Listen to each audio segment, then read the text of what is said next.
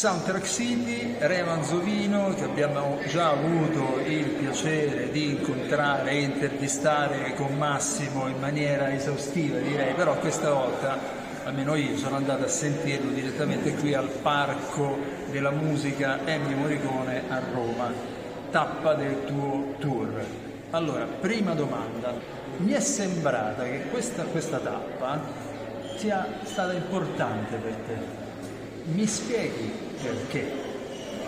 Perché chiaramente l'Auditorium Parco della Musica, la Sala Petrassi, insomma, in un tour piano solo, è un posto di grande prestigio dove hanno suonano grandi musicisti, è un pubblico abituato, voglio dire, ad un tipo di livello musicale, e quindi insomma hanno cercato di preparare questa data nella maniera migliore per andare proprio a verificare come funzionava il disco Don't Forget to Fly, in generale lo spettacolo, e devo dire che la reazione è stata molto forte. Posso assicurare, allora, io ho già avuto la fortuna di sentire il disco Don't Forget to Fly come lo vuole che sia ascoltato lui, cioè praticamente un concerto di fila che ha rispettato poi la tracklist, proprio l'ordine della tracklist.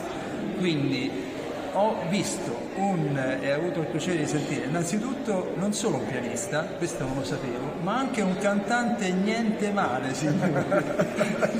Vabbè, il bis, perché questo mi ha sorpreso proprio. Perché fa parte del linguaggio comunque di Marley, dei Wailers, insomma in generale il linguaggio medio orientale fa parte delle cose che amo, e quindi in questo bis alla fine del concerto, in cui suono questo pezzo che è Metropolitan, gioco su questo elemento per coinvolgere il pubblico, perché hanno fatto anche un po' liberatorio e anche che sgonfia la figura del pianista, anche con una prima parte così onirica in cui tu non ti aspetti, che invece poi c'è il groove e c'è il piacere della percussione, voglio dire, sul pianoforte, quindi lo faccio in quel pezzo perché so che funziona. In realtà non solo in quel pezzo, vocalizza anche è vero, è vero, sono alcuni soli. Esatto, e lo fa non alla Keith Jarrett che insomma sono quasi un po' un fraseggio scomposto, no, tu lo fai proprio melodicamente. Esatto.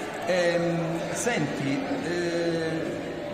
hai fatto sentire Bernini e Borromini, la tua colonna sonora, che peraltro è stata tra le nomination del premio Musa, se ricordate, che è il premio che appunto della critica in questo senso. Noi conosciamo bene quel disco, quella colonna sonora per l'esattezza, non l'avevo mai sentita suonare dal vivo, e mi sembra che c'hai un certo trasporto verso la figura di Borromini. L'hai spiegato, ce lo spieghi? È stata una grande emozione perché insomma nella versione del disco il pezzo, il pianoforte, il coro e il quintetto per archi, e dura quanto dura quella scena, quindi nel 58, che è un tempo troppo corto per una versione dal vivo. Allora a quel punto ho lavorato ad un allargamento della versione per portarlo a diventare un pezzo da concerto, e avevo questo desiderio ovviamente di suonarlo per la prima volta a Roma, perché il pezzo è dedicato alla chiesa Sant'Ivo alla Sapienza, mi sembrava un bellissimo omaggio a Roma. Quello è un pezzo che mi emoziona profondamente e che contiene da un lato il linguaggio, diciamo, armonico del barocco, però ha un tipo di suddivisione ritmica che non apparteneva al barocco, e quindi quando l'ho sviluppato per il solo piano è come se fosse riuscito a tenere insieme la parte del coro sul piano e la parte degli archi. Questo comporta dal punto di vista concertistico, insomma, sono 2 o 3 passaggi che sono pianisticamente impegnativi. Sono felice perché nonostante fosse la prima volta che lo suonavo sul palcoscenico, e invece devo dire che mi ha emozionato molto, e ho visto soprattutto la risposta del pubblico, che è sempre la cosa più importante, vuol dire che il pezzo proprio è efficace nel vivo. Posso assicurare che il pubblico era, come posso dire, questo signore qui riesce a creare un'atmosfera piuttosto magnetica, che non è da tutti, anche perché lo fa con non con un'orchestra, lo fa appunto solo pianoforte, senza elettronica, senza visual, senza droni, senza nessun tipo di effetto speciale, ma è una scelta di partenza perché secondo me questa scelta così apparentemente anticontemporanea, cioè in un mondo in cui per fare uno spettacolo bisogna assolutamente avere gli apparati visual, gli effetti speciali, proiezioni, luci. E invece io ho pensato di togliere proprio qualunque elemento di distrazione visiva per fare un'esperienza insieme al pubblico e anche in qualche modo rischiare. Questo è stato l'inizio del tour, era la scommessa, quando ne parlavo anche con la mia produzione. Dicevo ok, vediamo come valida, è bellissima, vediamo come funziona, e ci accorgevamo che quando iniziamo a suonare il disco le persone davvero riescono evidentemente a immaginare qualcosa attraverso la musica, perché addirittura capiscono che Don't Forget to Fly, come dicevi tu prima, non è una somma di brani, è una suite, quindi tu non devi applaudire tra un episodio e un altro, ma non glielo sto chiedendo. Questa è stata la cosa sin dalla primissima anteprima a Milano, quando venne Massimo Privitera. Fu evidentissimo che le persone coglievano che quando c'era la cadenza conclusiva sul primo brano faceva parte della transizione nel sogno, cioè quando tu ricordi le immagini di un sogno, i passaggi da una scena a un'altra di un sogno sono sempre estremamente sfumati e non hai un taglio netto, no? Tra scena e scena, è tutto molto deformato, e questo era l'effetto che volevo. Per me la gratificazione più grande è aver sperimentato da subito, e anche stasera è stato evidentissimo, che la gente lo capisce. Cioè io ho fatto la prima parte 34 minuti con le persone che non hanno applaudito, tra un po' non respiravano, pur di rimanere dentro a quella bolla lì. Ti dico questa scena che è capitata davanti ai miei occhi, perché penso ti farà molto piacere. Davanti a me c'era un papà e una sua figlia, venuti solo loro a sentirti te, che è già una cosa molto bella se ci pensate.